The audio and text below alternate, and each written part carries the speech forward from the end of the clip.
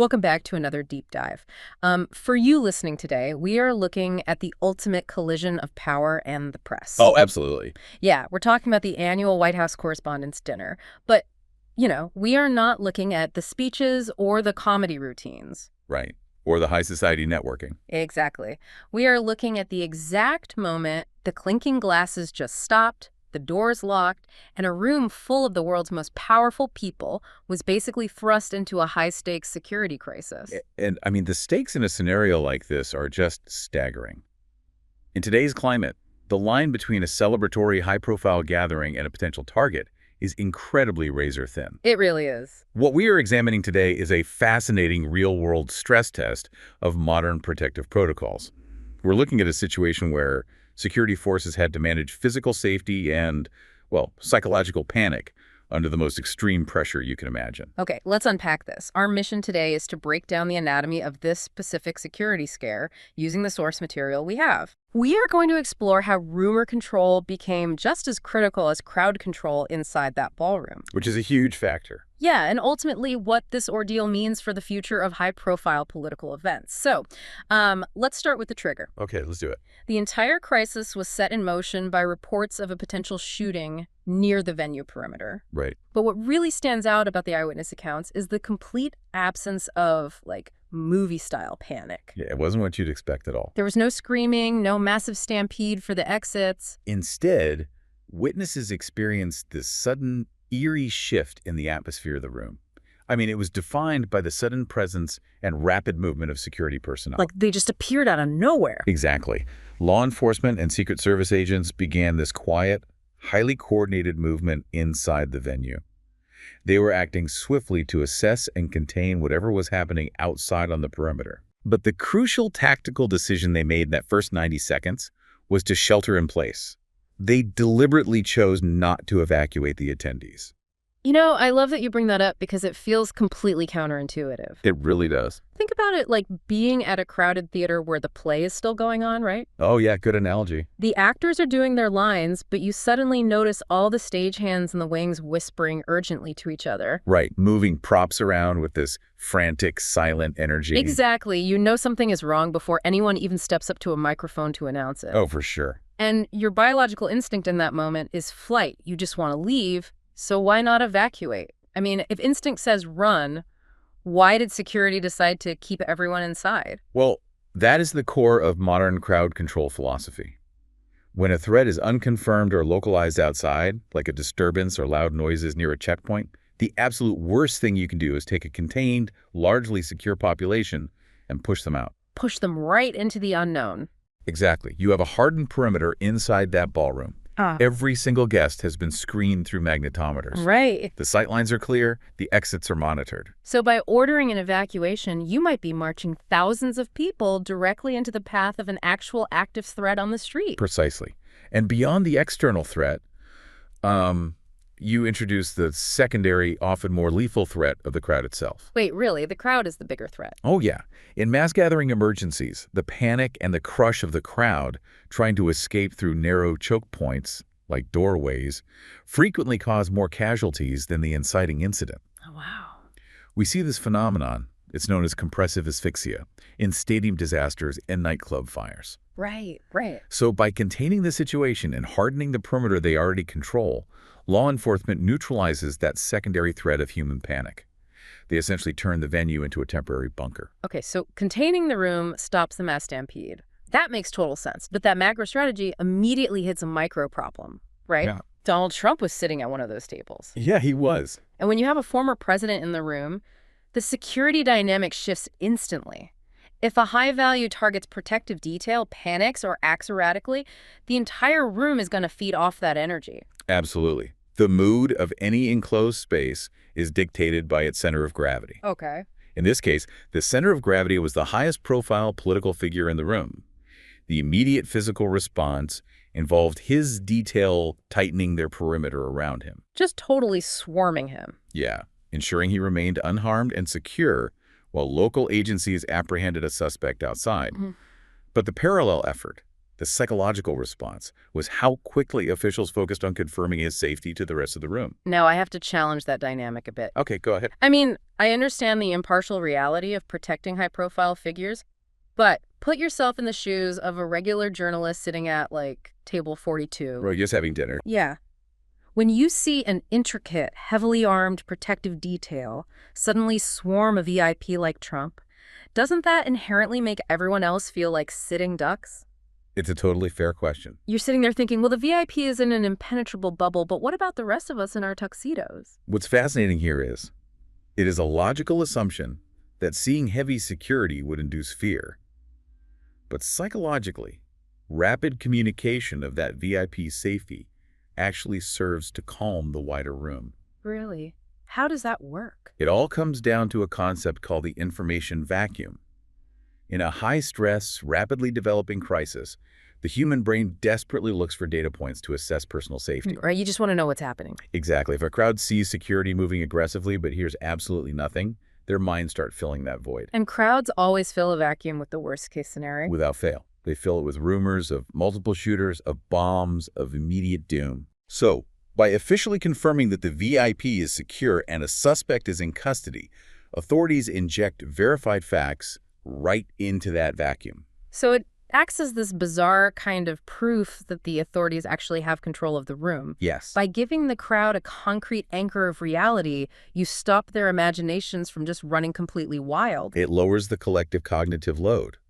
The rapid confirmation minimized widespread anxiety because it signaled that the authorities had a grip on the timeline. That is wild. If the highest profile target is secure and a suspect is detained, the immediate existential threat to the rest of the attendees statistically decreases in their own minds. That makes a lot of sense. Yeah, the system held because it managed the flow of information just as tightly as it managed the physical doors in the ballroom. Here's where it gets really interesting. Oh, I knew where you're going with this. Yeah. Managing the flow of information is incredibly difficult in a normal setting. But we are talking about a room entirely full of the world's most elite journalists. The attendees aren't your average wedding guests. Their literal job description is to observe, investigate, and broadcast breaking news to the globe as fast as humanly possible. Right. They're literally wired to report. Yes. They are sitting there, suddenly finding themselves as potential victims of a developing security threat while simultaneously being the reporters assigned to cover it. It's wild irony. It really is. It is a profound collision of the survival instinct and the journalistic instinct. Oh, yeah. Outside the venue, the investigation was this rapid-fire coordination between local and federal agencies. They were conducting massive sweeps, looking for secondary threats, Right. trying to determine if the initial scare was just a misinterpreted incident or coordinated disruption. Meanwhile, inside the venue, there were no confirmed injuries, no active shooter, just an incredibly tense holding pattern. And in that holding pattern, real-time updates start spreading from table to table. So my question is, how do you maintain accurate, responsible reporting practices when your adrenaline is spiking? It's incredibly tough. I mean, your heart is pounding, and your first instinct is to pull out your phone and tweet what the person next to you thought they heard over a police scanner. This raises an important question about modern crisis management. There is an immense tension between the journalistic urge to be the first to report a breaking story and the ethical and, frankly, tactical obligation to be accurate. Right, because if a prominent reporter tweets out a rumor, they aren't just making a little typo. No, not at all. They could be actively making the physical crisis worse for the people outside. Exactly. Imagine a highly followed journalist inside that room overhears a waiter drop a tray of glasses, misinterprets the sound, and tweets out an unverified claim that there's a second shooter in the kitchen. Oh man, that would be chaos. Suddenly, the federal agencies conducting that massive sweep outside have to divert critical, heavily armed resources away from the actual perimeter to respond to a phantom threat. Just because of one tweet. Or consider if that tweet reaches the public outside the venue, causing a panic on the streets that completely collapses the police lines. The very tool that journalists use to inform the public, like real-time digital updates, can become a weapon of disruption if it isn't tethered to verified facts. It requires a massive exercise in professional restraint. Which goes completely against the entire grain of the modern split-second news cycle. Which is why the authorities had to be so aggressive with their own messaging. They knew their audience. They knew they were dealing with the press. Exactly. They knew that if they did not provide accurate official information immediately, the journalists would have no choice but to report on the visible atmosphere of tension. Right. And that alone would spark global headlines of an ongoing attack before authorities even finish their primary sweep. So the dust settles, the physical sweeps are completed, the suspect is processed, and we realize the worst-case scenario was totally avoided. Thankfully, yeah. The whole room just breathes a collective sigh of relief. But the sheer delicacy of this operation forces us to look at the future in it. It absolutely does. If a misinterpreted incident outside can cause this much internal tension, how can we ever successfully host gatherings of this magnitude moving forward? Well, the source material notes this incident serves as a glaring wake-up call. A wake-up call for political safety. Yes, regarding the evolving nature of threats against political events in America. We are no longer dealing solely with the risk of a lone individual trying to physically breach a door. It's much more complex now. Political gatherings are increasingly targeted by blended threats. So, efforts to cause physical disruption paired with coordinated digital chaos. Right. The Correspondents' dinner will remain a cornerstone event, of course, but this scare fundamentally alters the blueprint for how future gatherings are planned and secured. I hear that, but let me push back on what that actually looks like in practice. Sure. Yeah. There is an inherent friction between robust security and the fundamental purpose of an event like this. There definitely is. If you lock down an event too much, it stops being a networking dinner celebrating the free press and turns into a bunker. Right. It changes the whole vibe. At what point do these new intense security measures totally kill the free expression and open dialogue the night is supposed to foster? It's a very fine line. I mean, if everyone is going through 5 layers of checkpoints, surrendering their phones, and surrounded by tactical teams, the event just loses its identity entirely. And that is the central dilemma for protective agencies right now.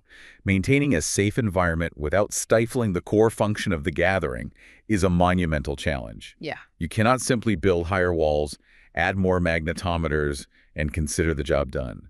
If we connect this to the bigger picture, this event is now the ultimate case study in a new kind of rapid response readiness. It's like trying to defuse a bomb while simultaneously giving a press conference about how safe the bomb is. That is a great way to put it. You are forced to manage the physical wiring and the public perception at the exact same time. So what does that new readiness actually entail behind the scenes? It requires an entirely new layer of infrastructure. Security agencies still need the physical protocols, obviously, the K-9 units, the layered perimeters, the tactical response teams. All the traditional stuff. Right. But now they must deploy digital response teams simultaneously. Digital response teams. Yes, these are intelligence units conducting real-time, geo-fenced social media monitoring. They are scanning the digital airspace around the venue for rumor spikes. That is so futuristic. If a false claim about a breach perimeter starts trending among the attendees, these teams have to instantly counteract it. By pushing official verified alerts directly to the attendees' phones, maybe? Exactly. Or communicating instantly with the press pool to kill the rumor before it sparks a physical stampede. Wow. They have to coordinate with the VIP protective details so seamlessly that a lockdown happens invisibly without telegraphing panic to the room. They're operating in a multidimensional threat landscape where a viral tweet can be just as dangerous as a physical breach. It is a fascinating evolution of security. It really is. So what does this all mean for you listening right now? We have taken a deep dive into an incredibly tense night in Washington. A night that tested everything. Exactly. We walked through the critical pivot from party to protocol, exploring the counterintuitive decision to lock a room down rather than evacuate it, specifically to prevent a deadly crowd crush. Right. We looked at the mechanics of VIP safety and how securing a high-value target is actually the fastest way to crush an information vacuum before rumors tear a room apart. And we examined the intense dilemma of a room full of journalists caught right in the crosshairs of a crisis. Balancing their survival instinct against their obligation to report accurately in real time. It was essentially a masterclass in managing both the physical space and the narrative space simultaneously. And here's why you should care about this, even if you never plan on attending a high society political gala. Which most of us won't. Exactly. The mechanics of rumor, of panic, and of rapid response that we unpack today dictate how any breaking news event filters down to your social media feeds. Oh, true. The psychology of an information vacuum is the exact same. Whether it is a presidential dinner or a localized incident in your own neighborhood, We are all highly susceptible to the rapid spread of unverified information the very moment a crisis begins. The principles of situational awareness and the desperate need for verified, responsible information sharing, they apply universally. Which leaves us with one final lingering thought to mull over today. Let's hear it. We just spent this entire deep dive analyzing how incredibly difficult it was to control the narrative, prevent panic, and maintain safety in a room that was filled with the world's most elite fact-checking journalists Right. and protected by the highest level federal security agencies on the planet. The best of the best. Right. So if a false alarm or a misinterpreted incident outside can almost upend an environment that's strictly controlled, how incredibly vulnerable are everyday public spaces? Oh, wow. Like a shopping mall, a crowded subway station, or a concert venue. How vulnerable are they to the rapid weaponization of digital panic? That is a terrifying thought. In spaces where there are no professional reporters to verify the truth and no Secret Service agents to step in and anchor the room, how do we keep the clinking glasses from shattering? Yeah. Something to think about the next time you see a breaking rumor pop up on your feed. Thanks for joining us on this deep dive.